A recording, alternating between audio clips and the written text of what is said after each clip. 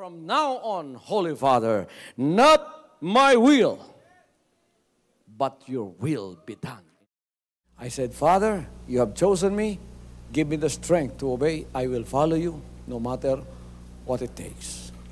If you know me, you cannot be neutral about me. Either you will hate me or you will love me. Because there is only one important business in the world. It is the business of salvation.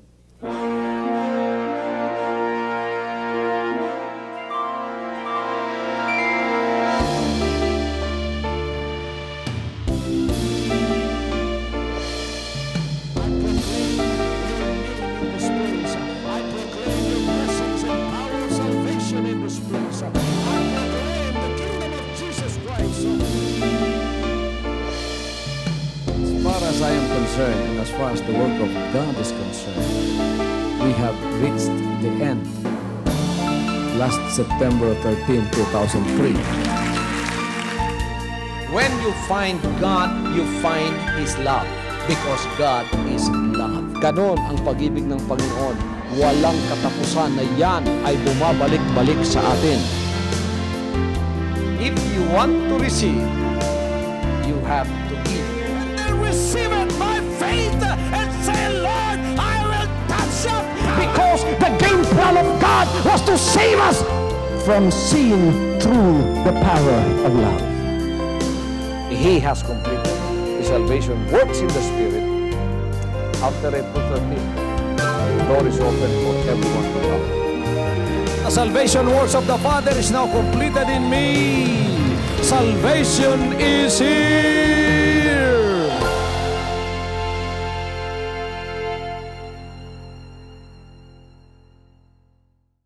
Sinabi ng banal na kasulatan, let no man deceive himself.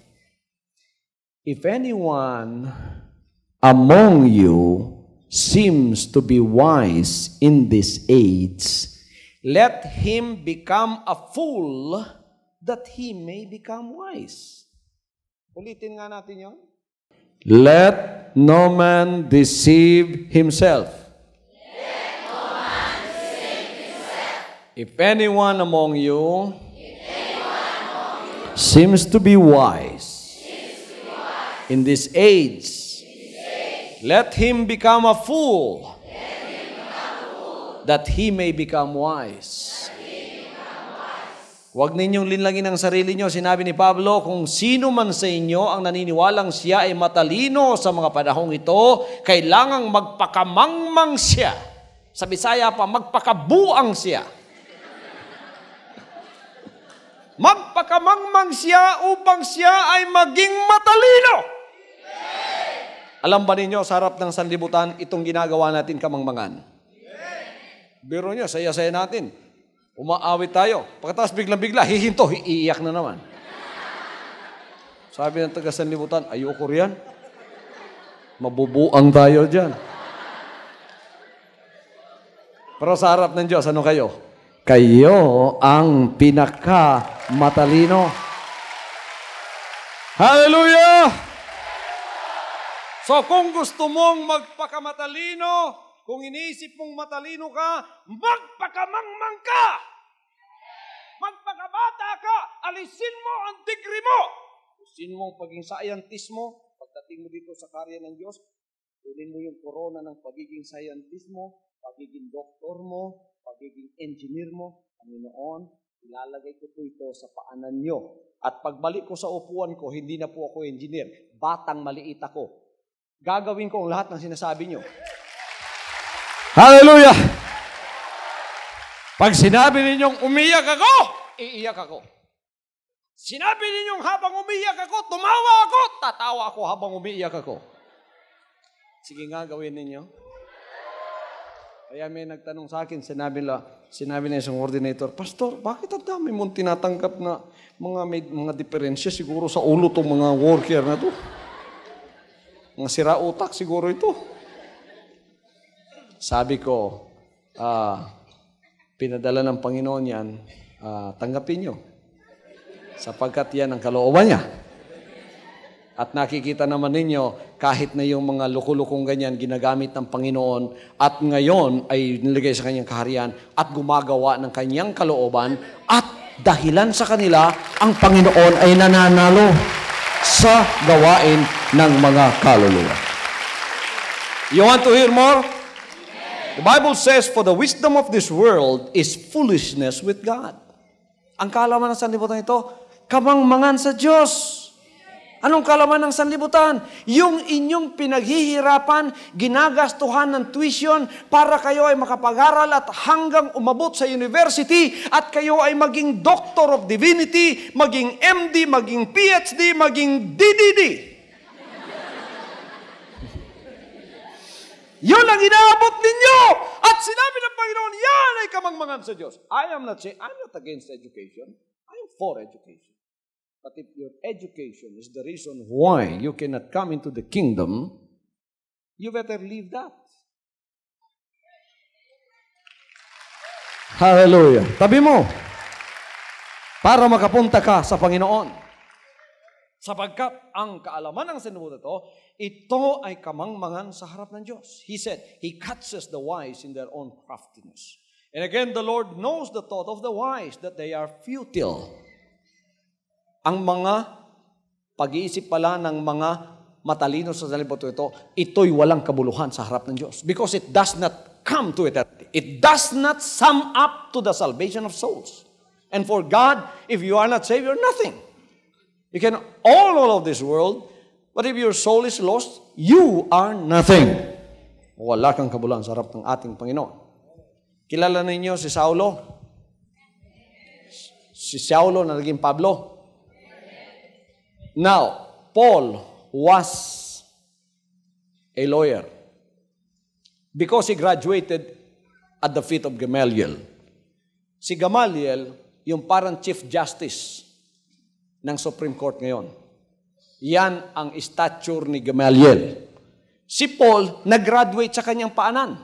So marunong si Paul at edukado si Paul at maraming degree after the name of Paul. Marami. Ngayon, nang siya tinawag, sinabi ni Paul sa kanyang testimony, I count everything as dung. Inisip ko ng lahat ng naangkin ko sa sanlibutan ito. Itong lahat ay basura upang mapa sa akin lang ang kaalaman ng Panginoong Hesukristo. Hallelujah! So, si Paul ay naging mangmang muli. Inalis niya yung lahat ng kanyang kaalaman. Yon ang matandang, yon ang makalumang alak na kanyang nainom. Pagkatapos, paiinumin siya ng Diyos ngayon, bagong alak ng kapahayagan mula sa Espiritu, ito'y hindi pwedeng paghaluin sapagkat masisira ang kanyang sisidlan na walang iba kundi ang kanyang utak at ang kanyang katawan. So ang gagawin niya, alisin muna ang makalumang alak bago niya mainom ang bagong alak. Kayong nahihirapang uminom ng bagong alak na pinaiinim ko sa inyo, butasan muna ninyo ang tagiliran nyo. Hindi literal, spiritual. Upang ang lahat ng alak na nainom nyo, kaalaman sa sanlibutan na nakahadlang, maalis lahat. Kaya sinabi ng Panginoon, ang makalumang damit, hindi pwedeng tagpian ng bago, masisira bot. Yun namang bagong damit, hindi naman pwedeng tagpian ng makaluma namang pantagpi. Hindi rin pwedeng masisirang lalo. Ito yung ibig niyang sabihin. If you want to gain the full knowledge, spiritual knowledge that comes from the Lord, let the old wine of wisdom of this world come out first before you can receive the new wine. The new revelation, the new spirit that comes from Him. Bago mo matanggap yon ay alisin mo muna.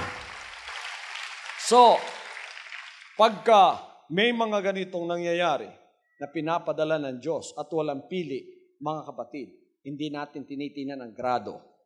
Bago ka maging worker ng the Kingdom of Jesus Christ, anong grado mo? Hindi ko na tinitingnan yon. Ang tinatanong ko, may calling ka ba? Meron. How were you called? Ganito at ganyan. Pastor, talagang may calling ko. Basta may calling ka, tatanggapin kita. I don't particularly look at your grades. I don't particularly look at the degree after your name. Wala po sa akin yun. Kaya pagka mayroon kayong mga worker na na-assign sa bandang inyo, pagkatapos may pagka-ignorante konti, may pagkamangmang konti, huwag na ninyong tingnan yon, sapagkat ang mga mata ninyo sa secular ay kailangan din natin yun, di ba? Kailangan natin ng mga workers na marunong mag-English, marunong mag-Tagalog, marunong lahat. Pero kung di siya marunong ng mga ganyan at naroon doon sa dako ninyo, ubayaan ninyong kumilos ang Panginoon. Bakit? Kung nasabi yan, sapagkat yan ay sinabi na ni Pablo sa kanyang mga sinabi rin sa banal na kasulatan, na ganyan nga ang pinipili ng ating buhay na Diyos. Gusto niyo malaman? For you see your calling, brethren, that not many wise according to the flesh, not many mighty, not many noble are called. Ulitin natin. For you see your calling, brethren, that not many wise, according to the flesh, not many mighty, not many noble, are called. Tingnan ninyo, sabi niya, ang pagtawag ninyo. Hindi marami sa inyo ang tinawag na mga matalino ayon sa sukatan ng laman. Hindi marami sa inyo ang mga makapangyarihan. Meron ba scientist dito? Taas ang kamay.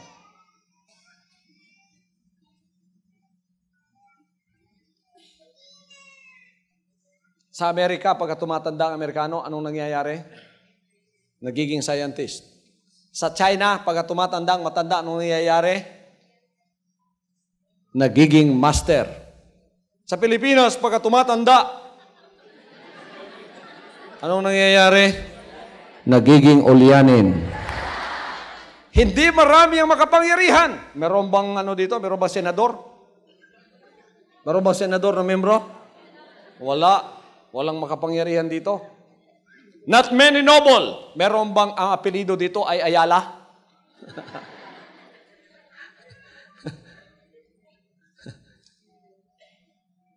Meron. Ano? Alaya? Ala. Ala pala. Wala ditong mga noble na tao, di ba? Tingnan ninyo, sinabi ng banal na kasulatan, but God has chosen the foolish things of the world to put to shame the wise. Pinili ng Diyos ang mga mangmang sa sanlibutan upang ipahiya ang mga matalino, ang mga marurunong. Hallelujah! Pinili ng Diyos ang mga mangmang at ang hindi matalino upang ipahiya ang mga marunong.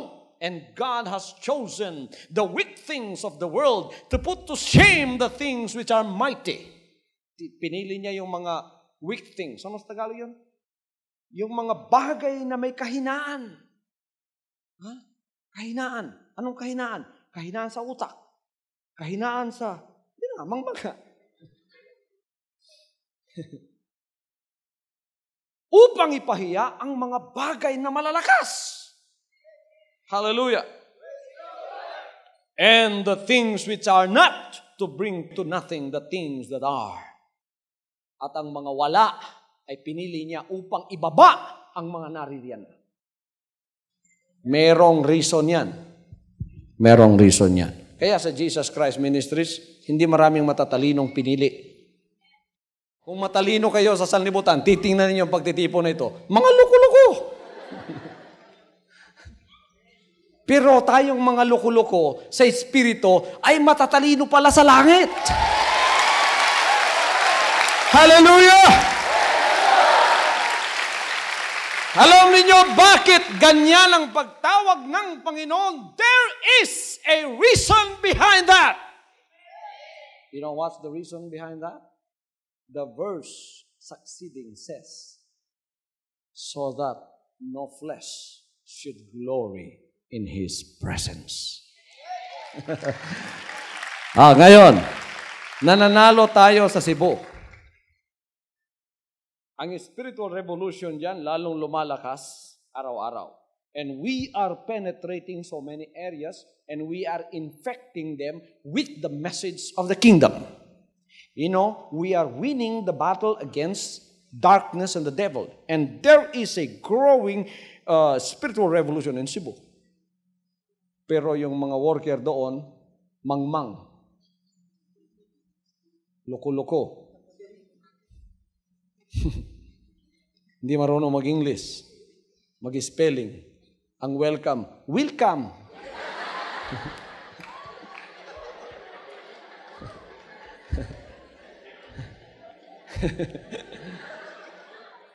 Pero naglalagablab ang apoy ng revival. Maraming kaluluwa ang pinapapasok sa kaharian ng ating butihing Diyos. Now, when this happens, and you are intelligent, and God has called you, and God has not taken the old wine out of you, what will you say? Sasabihin mo, because of me. Dahil sa katalinuhan ko, nagkaroon ng revival sa Cebu. Dahil sa katalinuhan ko, ang makaluluwa ay pumapasok sa karya ng Diyos. Ngayon, masasabi ba ng mga worker sa Cebu yan? Hindi. Puro mangmang sila. Pagkaibibigay mo sa kanilang agkalwalhatian, siguro kayo ang dahilan bakit ay hindi kami, mga loko-loko kami. They have nothing to show off. Wala. So that no flesh should glory in His presence. Now, when we glory because of the victories that God has given the ministry, we give back the glory to Him. Souls are coming not because of who we are. Souls are coming not because of our intelligence. Souls are coming not because we have economic might, but souls are coming because it is He who are gathering the souls. Ano ang ginagawa natin? Sinabi ni Jesus Christ, when I will be lifted up, I will draw all men. Hindi tayo ang nagko-convert ng kaluluwa. Hindi tayo ang nagko-convert ng kaluluwa. Remember that. We are just instruments. And it is the Lord who converts souls. So He knows where they are. And all we do is we say, Lord, we are available as your workers. Wherever the souls are, show us the way, and we will go. Wherever you have converted the souls, here I am. I am available. I will go there as your instrument. Never go there presumptuously and say, I am a minister of the Lord. I am a worker. I will conquer. Sasabihin ng demonyo, halika, magtutuos tayo. Pagka nakita ng demonyo, sariling lakas mong ginagamit mo, sariling katalinuhan mong ginagamit mo, sasabihin mo, halika, magtutuos tayo. And then, ikaw ay babalik sa pinanggalingan mo, pero bahag ng buntot mo. Mabuti kung may balahibo pa yung buntot mong yan. Ipahihiya ka ng demonyo. Kaya ang ating ministry, hindi napapahiya. Sapagkat alam natin kung sino ang umuuna na nagko-convert ng kaluluwa. So when we pray, we do not say, Lord, help me, Lord, help me. If this is the kingdom of God, why would you need help? Gawain ng Diyos yan. Hindi kinakailangan ng Diyos ng tulong.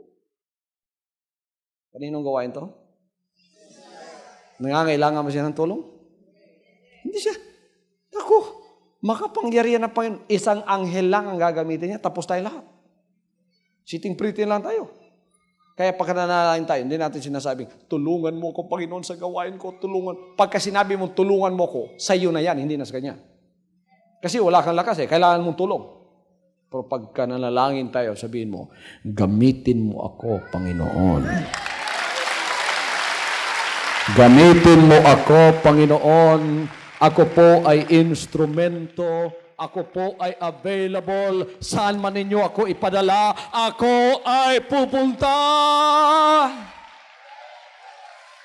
We do not go where the souls are not yet converted by the Spirit of the Lord. So ang Panginoon ang nagre-reveal sa atin kung saan tayo pupunta. Magagawa na ba ng ating paglilingkod na kahit ang siyudad sa Pilipinas mapupuntahan natin? Amen. Pero nakikita ba niyo pinupuntahan ko? Hindi. Bawat taon, we are just waiting for the go signal from the Spirit of the Lord where to go. Pag sinabi ng Lord, ngayong taong ito, Zamboanga. Okay, ngayong taong ito. Ang tagal-tagal na, ang lapit lang na Zamboanga sa atin, di ba? Hindi ko napupuntahan yun. Bakit? Because it's not yet the will of the Lord. Hindi pa niya ako pinapupunta doon. Pero ngayong taong ito, tingnan niyo. Gusto ko man at hindi, makakapunta na ako doon.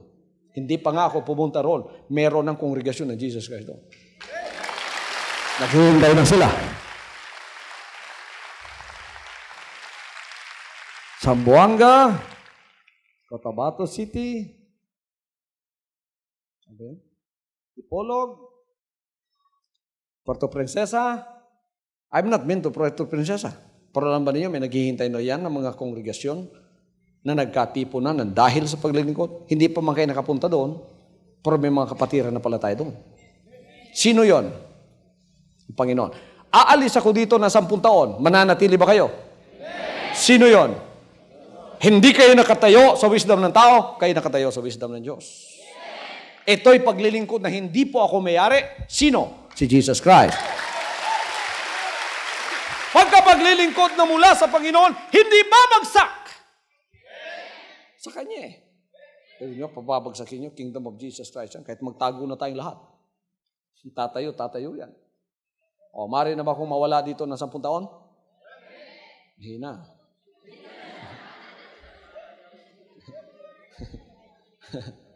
Alam ko, ayaw nyo, pero pagkakalooban ng Diyos, ganun mangyayari. Pero lalago kayo. Sapagkat parte ng kaharian ang paglago. Parte ng harvest ang paglago. May conversion sa labas, may conversion sa loob. How do you convert a soul? It is the way of the Lord, sistema ng Panginoon. Paano? Yung makasalanan, magiging new convert. Di, galing sa labas yun. Magiging new convert. Pagka naging new convert siya, he is a newborn infant. Meron pa bang conversion sa kanya? Meron. Ang newborn o yung new convert, mako-convert na naman at magiging member. Ang member mako-convert na naman at magiging disciple. Ang disciple mako-convert na naman at magiging worker in the Spirit. These are the stages of your conversion hanggang sa ikaw ay maging manggagawang katulad ko na. Because the Lord will not put the work into the hands of children.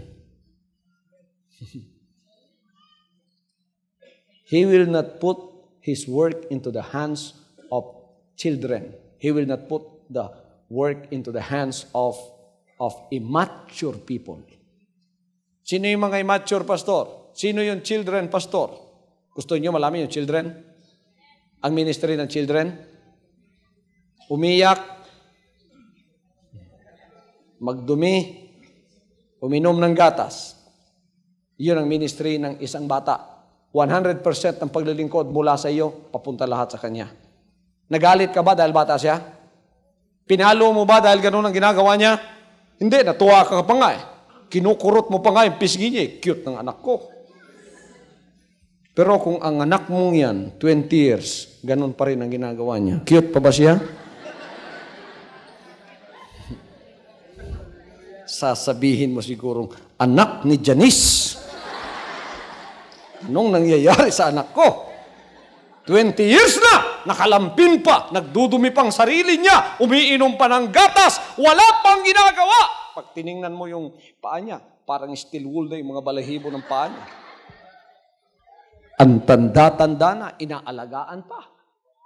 Marami bang members sa labas ng kaharian na tumatawag sa Panginoon, ang tanda-tanda na, inaalagaan pa? Marami. Inaalagaan pa. Madaling matisod. Madaling manlupaypay. Madaling magdamdam. Marupok. Sa Bisaya pa, mapangdulog ako.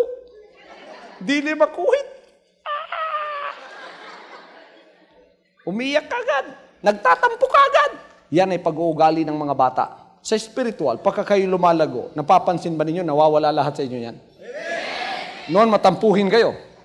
Hindi ko lang kayo matingnan ng tuwid. Uuwi na kayo, sasabihin ninyong, hindi na ako magsisimba dyan. Bakit? Ni tiningnan, hindi man tayo tiningnan dyan.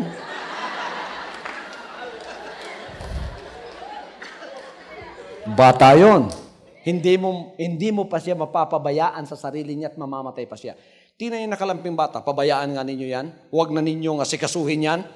Di ba, maasikaso ka pa masyado sa kanya. Pagka nakita mo, nagtampo na siya. Pag lumabas siya, yung PCM na nanay niya, yung tatay niyang PCM at ang nanay niyang BSDL, pupunta kagad sa district sa Northern, habulin natin. Tapos, sister, alam mo, hindi naman yun ni pastor eh. Punas dito, punas doon. Hallelujah! Di ba gano'n ng bata?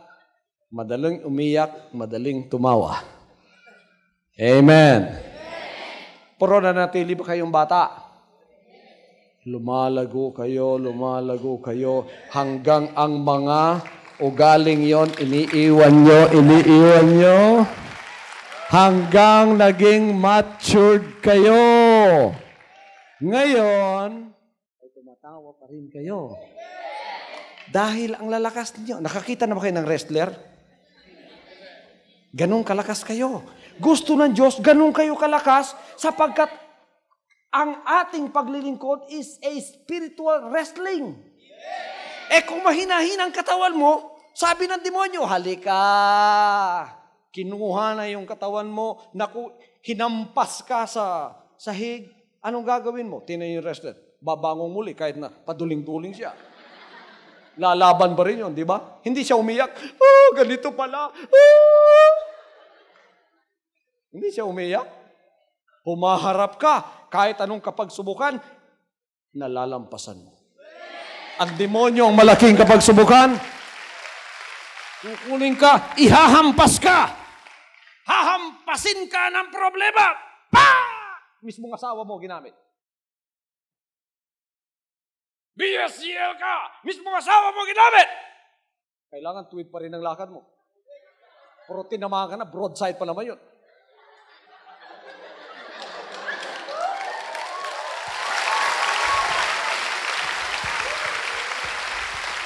Sa Ilonggo pa, daw sa waay lang, pero may kinabatsyag. Parang wala lang daw tingnan, pero may dinadamdam na yun. Tingnan yung mga BSGL dito. Alalaki ng problema niyan. Pero tingnan, nakangiti. Praise the Lord. Hindi problema ang naririnig ninyo sa kanila. Ang naririnig ninyo ay ang ginagawang pagpapala ng Diyos sa kanilang buhay.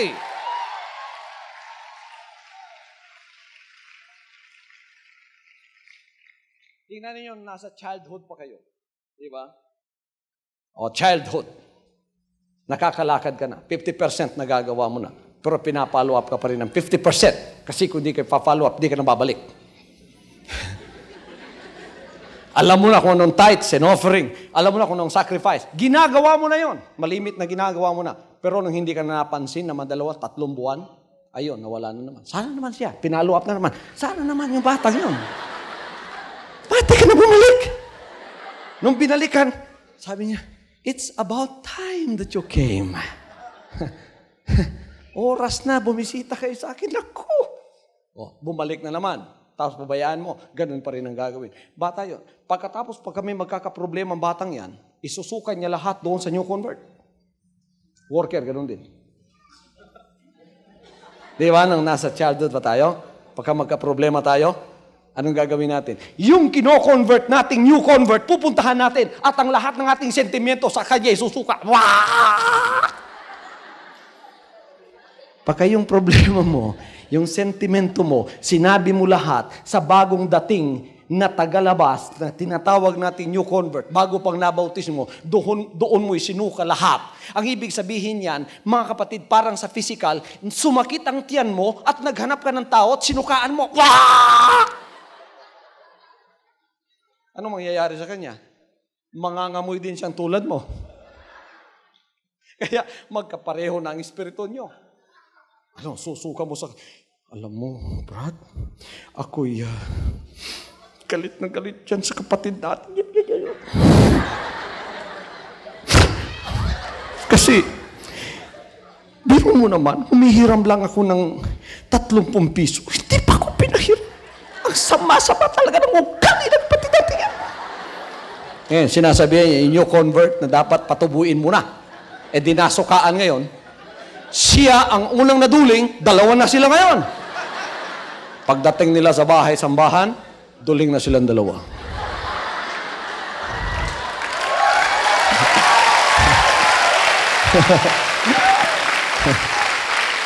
Alam ninyo, puwera lang sa mga duling, ha? Hindi ko kayo iniinsulto, pero ito example lang. Yung duling, masama raw ang katwiran.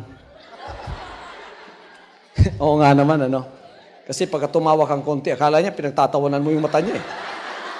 Kaya magagalit ka agad yun. High blood na yun. Ganon ang sa espiritu.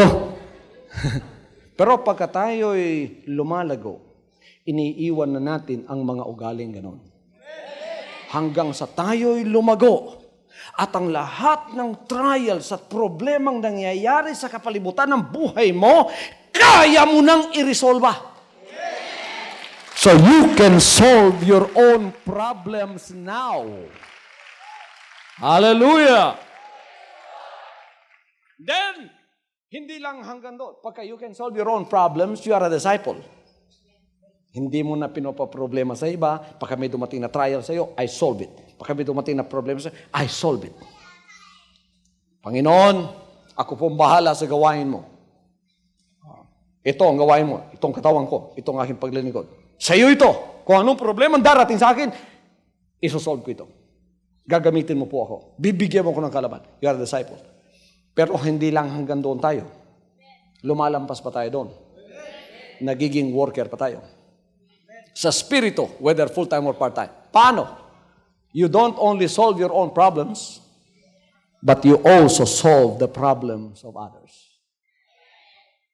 Saan ang problema ng iba nanggagaling? Doon sa new convert at doon sa member. Nandoon ang lahat ng problema. Sa disciple at sa worker, wala nang problema doon. Dito lang sa bandang 2. New convert and worker. Nandiyan ang pangangalaga. So itong lahat na nandito sa pagiging worker, tumutulong na ngayon sa pangangalaga sa lahat. So we are solving the problems of the newcomers, of the new converts. Tayo na ngayon ang ginagamit ng Panginoon. Bakit? Because we are capable of solving our own problems. That's why He uses us to help others solve their problems.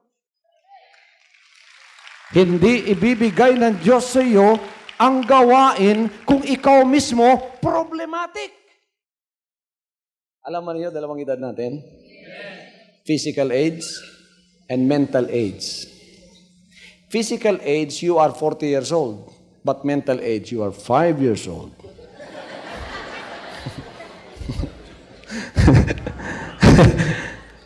So, tumatanda sa'yo, katawan lang. Pero ang utak mo, bata pa rin. Amen? Kaya, ang iyong disposisyon ng 5 anyos. Samantalang ang katawan mo, para ng balat ng kabayo sa kakapal. Gusto ng Diyos. Pantay yan. At lumalago ang mental age mo, physical age at mental age. Ibibigay ng Diyos sa iyo ang gawain sapagkat makakaya mo. Kung ako'y mamimili dito at bibigyan ko ng gawain, pipiliin ko ba yung mga matatandang may sakit? Yung halos hindi na makahinga? Halimbawa, may pasanin dito, may papasanin tayo. Sinong pipiliin ko? Yung bang matandang may sakit na?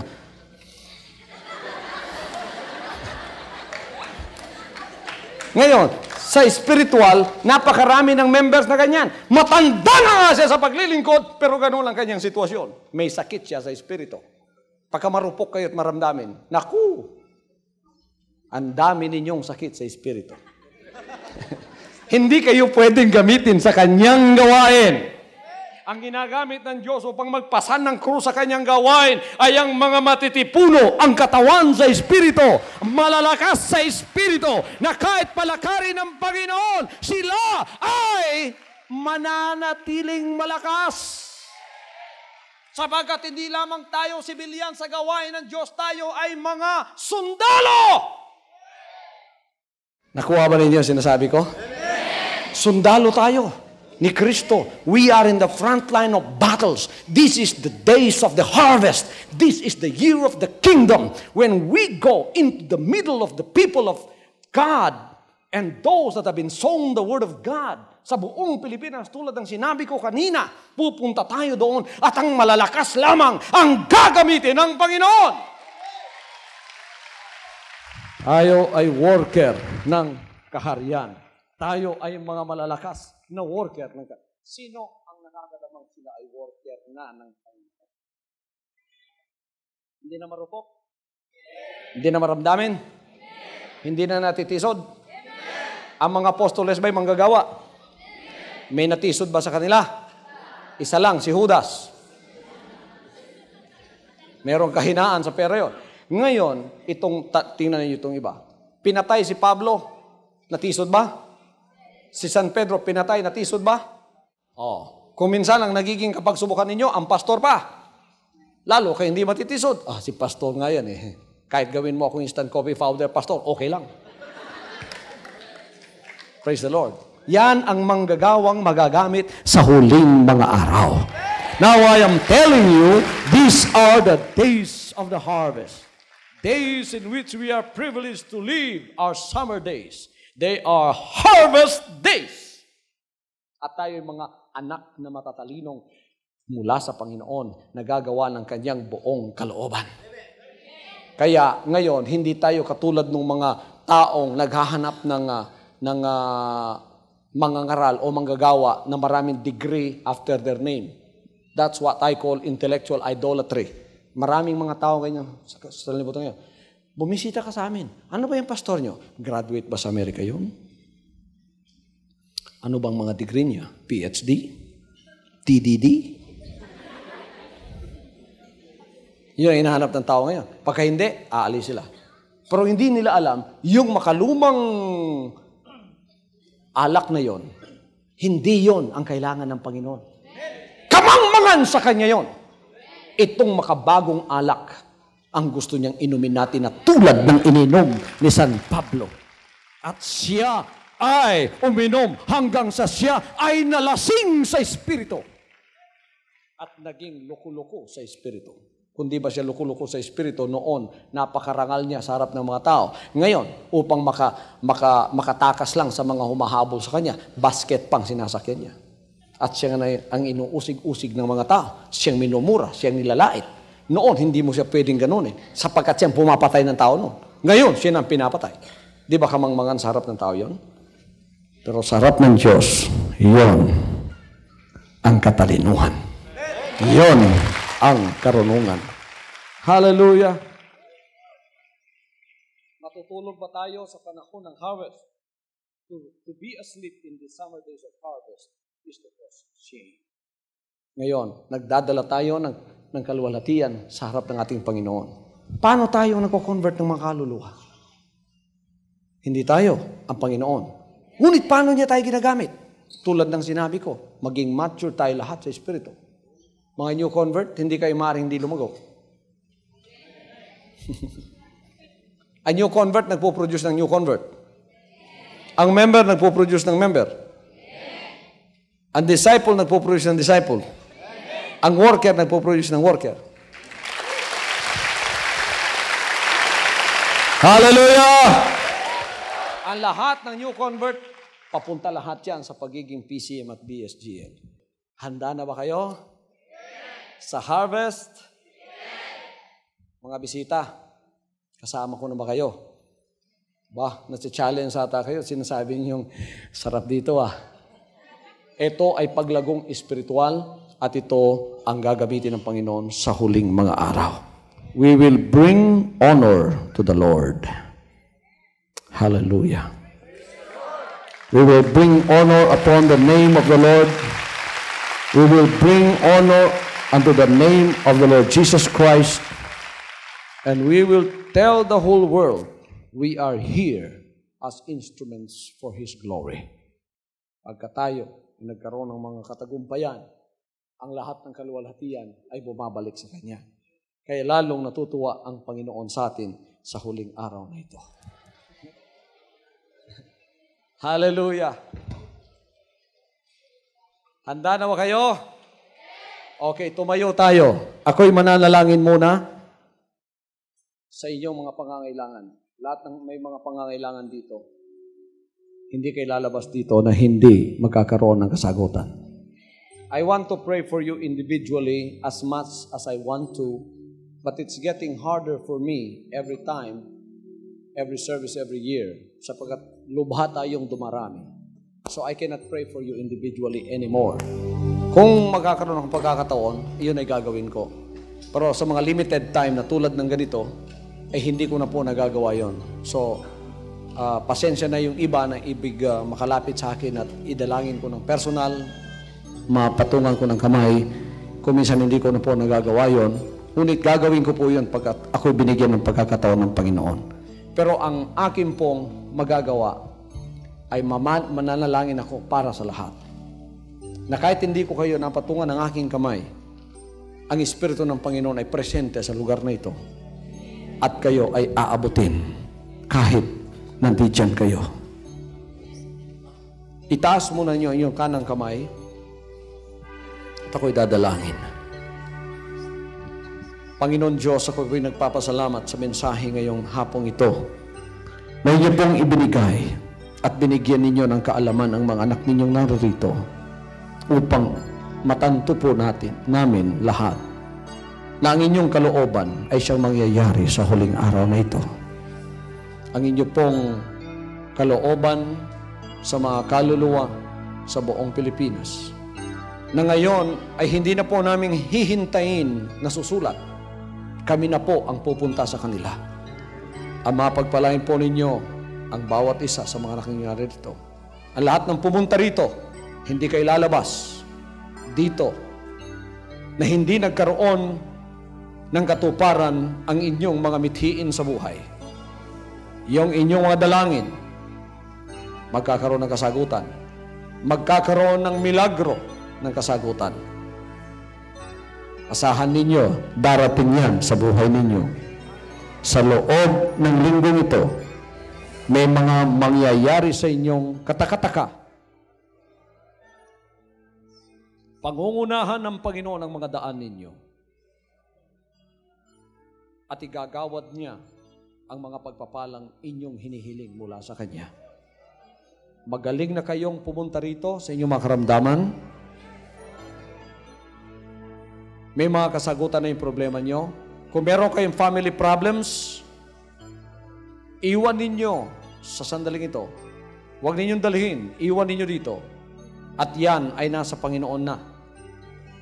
Asahan mo na isang araw ang kasagutan ay nasa sa iyo na. Magkakaroon muli ng kapayapaan ang iyong pamamahay. Kung meron kang mga financial problems, ibigay mo sa Kanya. And the Lord will make a way for you in Jesus' name. Enlightenment has come upon you. Pinaliwanag na ng Diyos sa iyo ang Kanyang kapangyarihan.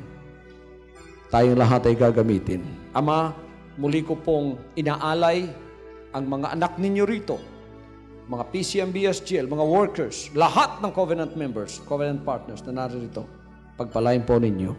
Lahat ng mga nasa harap ng kanilang TV sets, pagpalain po ninyo. In Jesus' name. In Jesus' name. From now on, Holy Father, not my will, but your will be done. I said, Father, you have chosen me. Give me the strength to obey. I will follow you no matter what it takes. If you know me, you cannot be neutral about me. Either you will hate me or you will love me. Because there is only one important business in the world. It is the business of salvation.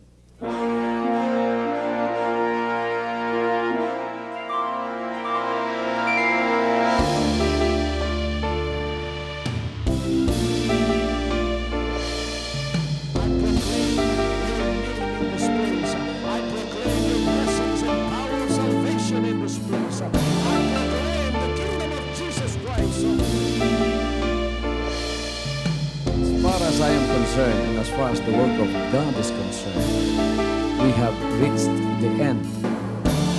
Last September 13, 2003. When you find God, you find His love. Because God is love. Ganon ang pag-ibig ng Panginoon. Walang katapusan na yan ay bumabalik-balik sa atin. If you want to receive, you have to give. Receive it by faith and say, Lord, I will touch up. Because the game plan of God was to save us from seeing through the power of love. He has completed. The salvation works in the Spirit. After April 13, the door is open for everyone to come. The salvation works of the Father is now completed in me. Salvation is here.